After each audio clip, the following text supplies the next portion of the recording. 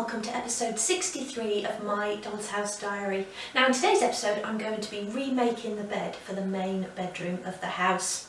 Now if you enjoy my videos, please do hit the subscribe button and don't forget to press like as well, which will help other people to find my videos. Now I'd like to say a huge thank you to each and every one of my patrons for making this video possible. And if you'd like to become a patron, you can head over to patreon.com/littlebitsandpieces by Julie for further details. Okay, so let's get started. Okay, so I've cut all of the pieces for the bed and I've just sanded them all on both sides using a 280 grade sandpaper, and that really helps to get a good finish when you apply paint to the wood. So what I'm going to do now is just use a soft brush to get rid of the sanding dust. Then I can clear my surface and actually begin to build the piece. Now I'm not going to do a full tutorial on this, as this project is actually included in my book, Making Doll's House Furniture in 1/12 scale. And I'm going to be following the tutorial in there because I can't remember now how I made this one. But I thought it might just be nice if you sort of spent a bit of time with me as I'm building the bed and then dressing it as well. And I'm really looking forward to that bit.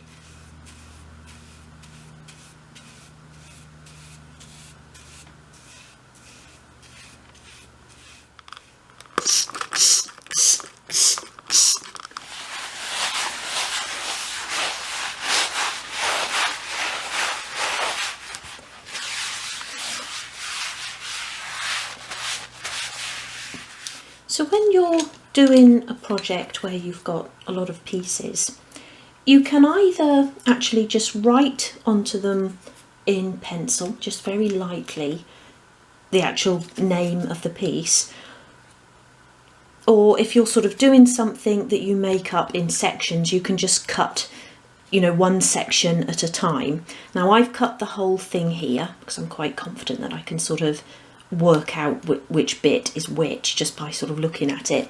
But what I am starting by doing is just putting all the pieces into piles of size and, you know, thickness of wood, and that will really help you then to sort out what's what. And in a lot of my sort of tutorials I do, you know, sometimes put in the cutting list, cut these pieces first, just to make it a little bit easier. You know, or you can cut them and then sand them and keep them into some sort of order. And I've got all of these sort of smaller pieces for the head and footboards and the sort of patterns that we're creating on them. And then these pieces of strip actually make up the frame of the bed. So it's not actually as difficult as it looks, or as complicated as it looks, I suppose, with all these different pieces. And then these all make up, like I say, there's sort of detail on the head and footboard.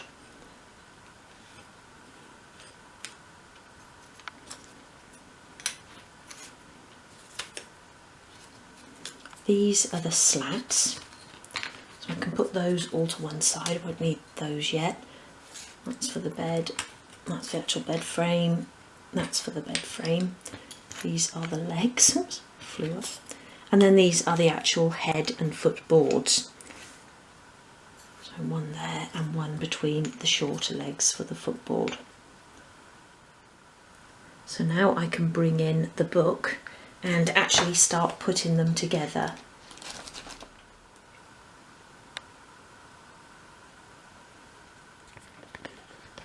Okay, so I've constructed now the first part of both the headboard and footboard, which are actually constructed in the same way, and then you attach longer legs obviously to the headboard and shorter legs to the footboard.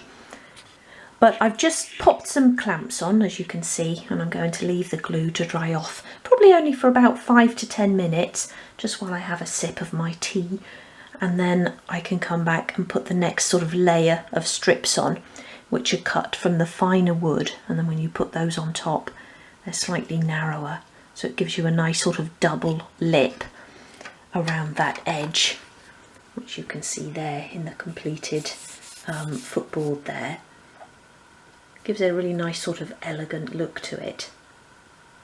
So I'll do that and then I'll come back and we'll actually start putting the bed frame together.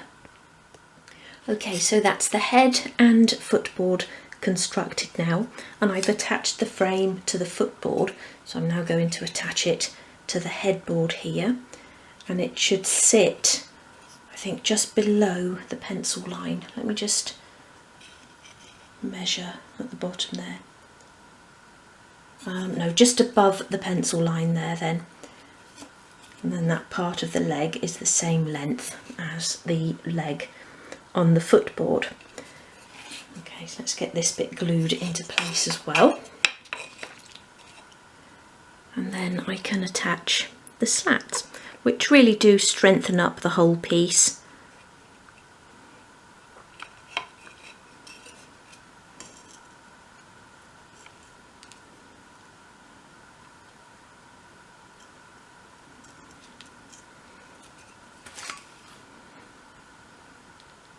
That just sits onto the legs like that. It's nice and tight, but I'd rather it be tight than too loose, because then you sort of have to push the legs in and you can get a bit of a sort of angled top frame. So push those together like that. So let me just remove that excess glue.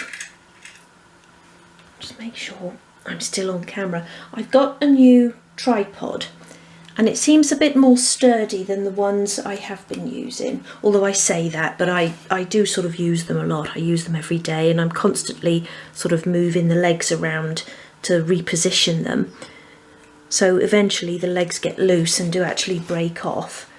And this last one that I've got, I've sort of been propping it up on the loose leg for quite a while, but then suddenly the camera will just sort of, you know, slope forwards as I'm filming. So I've got a new tripod and it's actually quite sturdy. When I've done this, I'll actually take the camera off the tripod and I'll show it to you. But I'm just not, it's a bit shorter, so I'm not quite used to positioning it yet and making sure that I am actually in. Okay, so that's that. So I'll just let that dry for a moment then. So this is the new tripod. Really quite simple. You adjust the legs at the back like that, and obviously the sort of tighter in the legs are at the back, the higher the camera goes. So you can squeeze that in like that, and it can go quite high. I've sort of closed them in too much now, so it's just going to topple over, but it does feel a lot more sturdy. And then the camera sits on there, and you can also adjust that up and down depending on the height you want. So I'm actually really pleased with this one at the moment. I'm sure after sort of months of, you know, adjusting the legs and everything, I might find that it starts sort of loosening up or comes apart. I don't know. It just seems a bit more solid. You've got sort of a screw bit in there, whereas the last one you just sort of push the legs into a bit of sort of foam, into a foam hole, and like I say, eventually one of the legs kept falling off. It was always sort of like one leg would come off. But I can't really complain because, like I say, I do use them an awful lot. So every day, more or less, I'm doing something with them. So they do get, you know, quite a hammering. But yeah, this one seems quite good so far. I've been using it for about a week now. So really pleased that I finally found something. Okay, so I'll just let that dry off for a moment. It won't need too long, and then I can actually attach the slats, which I've got there. And then here I've shaped each end now of the head and footboard top, and that just sort of sits over the top right across the legs there like that, just to finish that off. So I'll get that done as well. And then it's 6 o'clock now on a Friday evening, so I think I'll then call it a day and I'll then come back.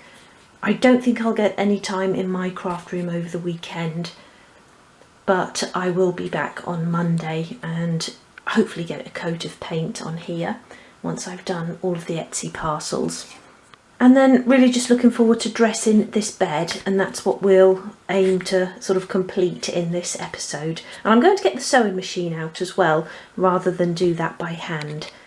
Okay, so I'm going to attach the slats now. So I've just started by making a little pencil mark in the centre of the sort of side supports. So I'll get that one glued into place first, one at each end, and then I'll just divide the remaining ones out in the gaps, evenly in the remaining gaps.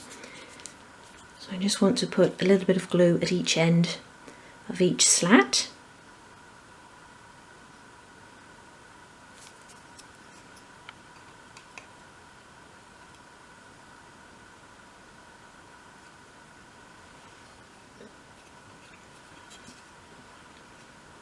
And give that a press into place. For these end ones, I'm actually going to put a bit onto the frame as well.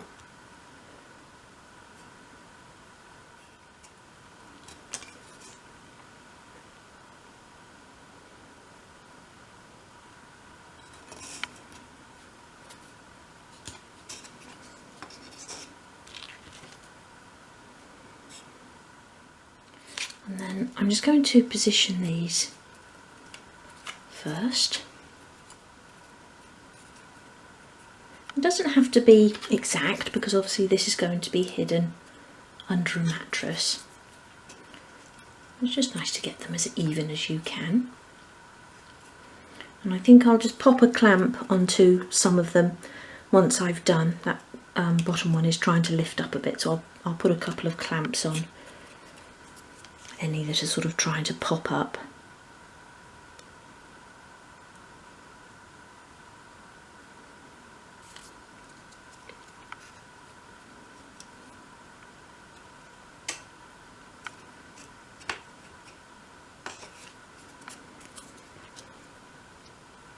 Okay, so I've put just a couple of clamps on each of the end ones, and I now want to get the head and footboard tops into place. And then what I actually want to do is go and try the bed into the bedroom, just to see how it looks.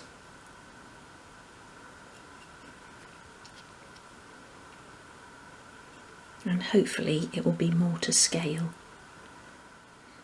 Okay, so that sits evenly on there.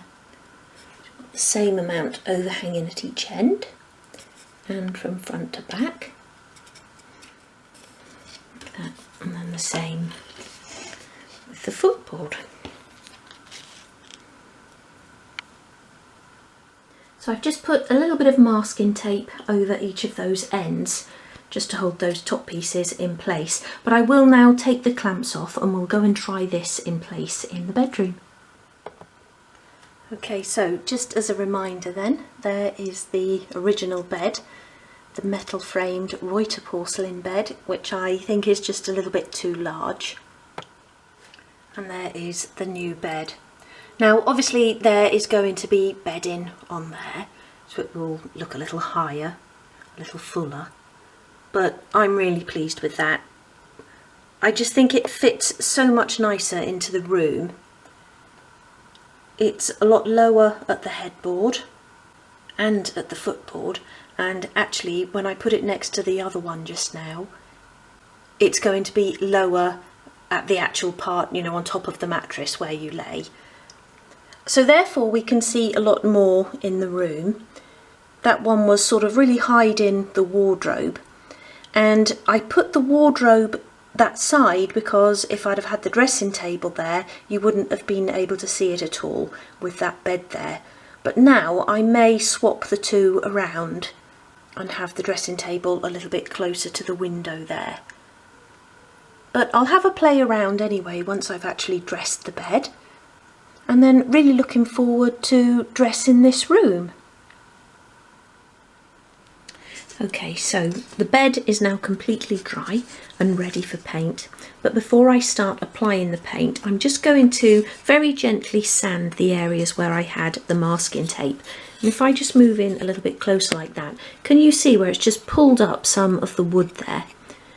So whenever you remove masking tape, it's best just to give it a sand anyway, but always have a look for any little pulls that the tape has left. and then just use a gentle sandpaper. I'm just going to go for a 500 here, and then just very gently sand, and that will remove any little pulls in the wood.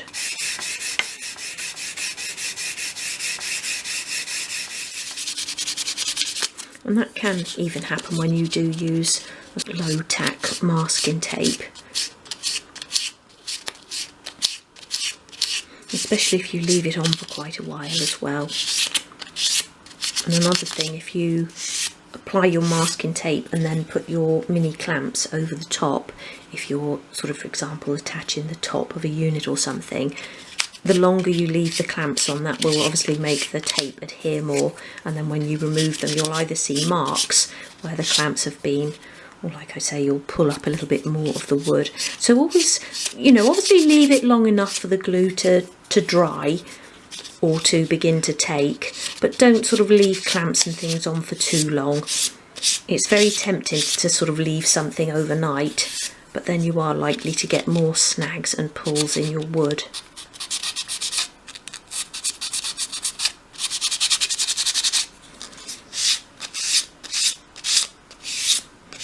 So I've actually got quite a few pieces here that I need to apply paint to at the same time, and I'm actually recording at the moment for Patreon, recording the next tutorial, number 62, and I'm just sort of doing this whilst the glue is drying. So I've got lots of projects on the go which I really love, so I'm sort of dipping in and out of each of them, but I'll keep filming as I go along and just try not to get into a muddle with it all. Okay, so that's the first coat of paint then applied to the bed. I'm now going to let that dry off completely, then I'll give it a gentle sand using a 500 grade sandpaper, and then a second coat but just in the visible areas, so I won't go all over the slats and underneath again. I'll just do the head and footboards. Okay, so I've chosen here my fabric colours. So I've just got a couple of plain fabrics here. And this sort of lovely beige here matches really well with the cotton in the crocheted runner. I've reprinted another sheet of the wallpaper pattern, and this is onto the printable fabric, and then I've lined that with interfacing, so just ironed that onto the back, which just makes it a little bit stronger. And I haven't gone into great detail on that just because I've already done a video on using printable fabrics. So do have a look back at that if you're interested in doing that.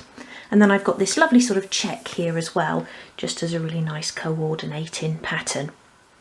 And then, as I usually do, I've made a mattress with a piece of 12mm thick foam stuck onto card, and then I've covered that using one of my plain fabrics. And again, I'm not going to go into detail with the bedding just because it's all things that I've done tutorials on before.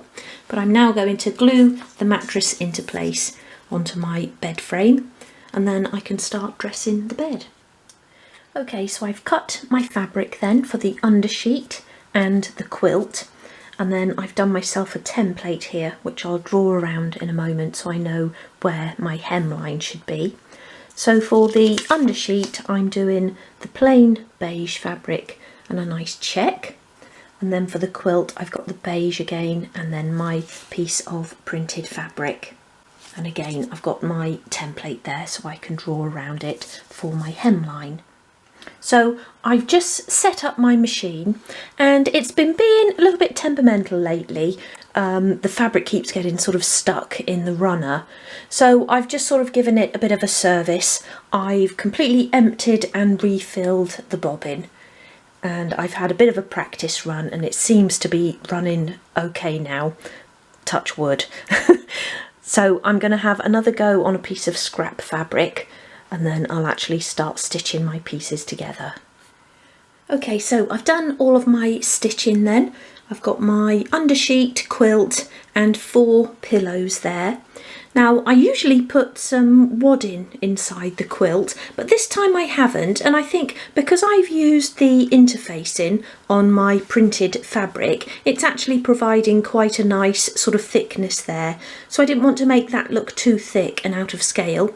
So I've just glued up my seams along the bottom on both of those, and I'm now going to attach them to the bed. Now, whenever I do a bedding video and I glue my pieces into place, I always get comments asking, how do you change the bedding? How do you put dolls in? But I don't actually change the bedding. So once I've made the bed, to me it's a scale model, so it will stay with this bedding. And I don't use dolls either in my display, so there is no need for me to leave sort of openings in the bedding. But obviously, you know, if you don't like the idea of gluing it down, then you don't have to. I know that a lot of people actually use just sort of tacking stitches to tack it onto the bed. And I recently actually did a tea and biscuit, so my monthly vlog over on Patreon, where I used tin foil inside each of the pieces to actually shape it. And that worked really well as well, but I'm quite happy to actually glue it down, as like I say, once I've put the bedding on, I'm quite happy that that will then stay like that. So I'll get these two glued into place, and then I want to show you a new fill-in that I've actually got for my pillows. So the undersheet and quilt are now drying into place on the bed. And what I actually wanted to show you was these poly pellets.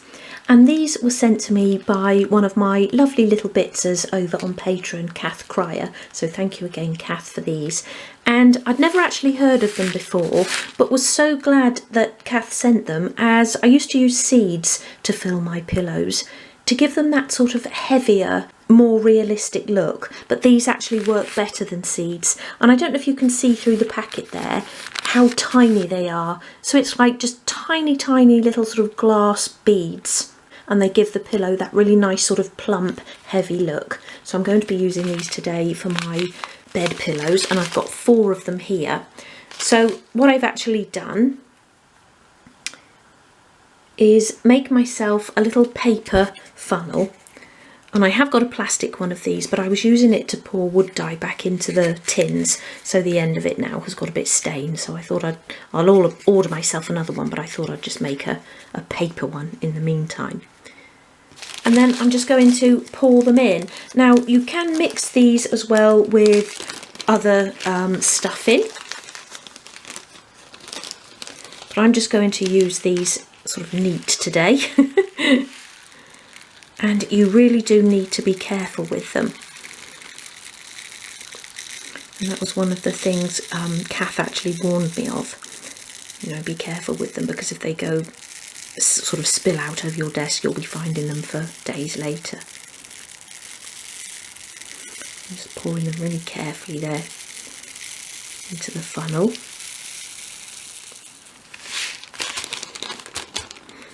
Put that over there.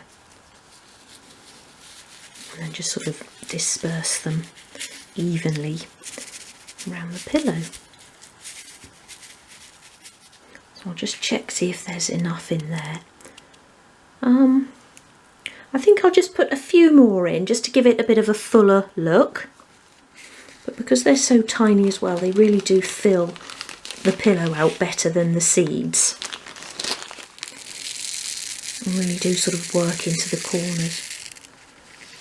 Okay, so I only wanted a few more in there, so that should be enough now.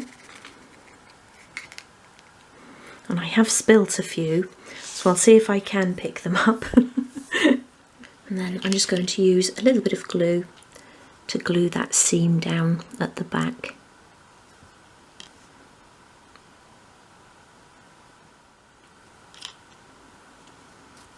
Fold that over and press down.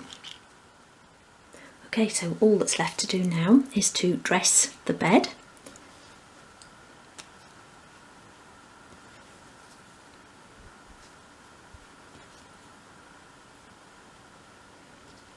These little crocheted cushions as well to go on.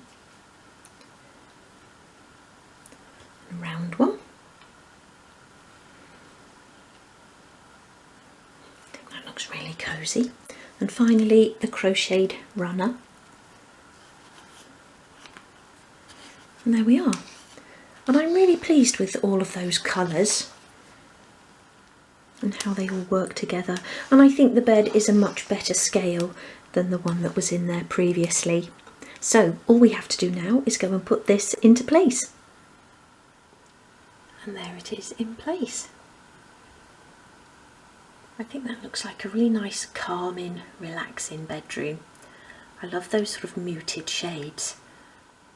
Now I'm going to be having a little upholstered bench at the bottom of the bed there. And then the rest of the room will be dressing and accessorising, which I'm really looking forward to doing.